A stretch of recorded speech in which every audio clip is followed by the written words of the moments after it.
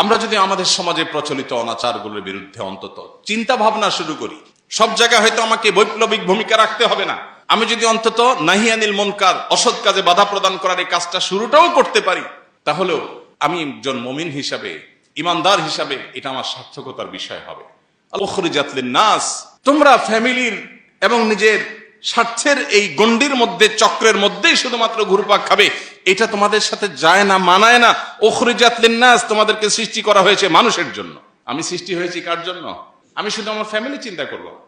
একটা অনাচার হবে, কোন মানুষ জুলুমের শিকার হবে, সমাজে কোনো অনাচার এস্টাবলিশড হবে, অন্যায় চলবে, আমি সেটা মেনে নিব না।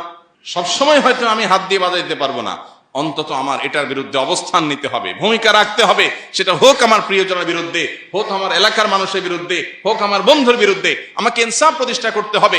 বেইনসাফ করা মানুষ কখনো মুসলমান হতে পারে না, অসম্ভব। কিন্তু আজ বেইনসাফি রন্ধ্রে রন্ধ্রে আমাদের, সামান্য একটু স্বার্থের জন্য, চক্ষু লজ্জার খাতির আমরা অন্যায় করি। আল্লাহ বলেছেন, কুনতুম খায়রা উম্মাতিন উখরিজাত লিন-নাস, আমাদের সৃষ্টি করা হয়েছে, বের করা হয়েছে মানুষের জন্য, মানুষের কল্যাণে কাজ করব। তা'মুরুনা বিল মা'রুফ ওয়া তানহাউনা আনিল মুনকার ওয়া তু'মিনুনা বিল্লাহ, সৎ কাজের আদেশ, অসৎ কাজে বাধা প্রদান করা, এটা আমাদের দায়িত্ব।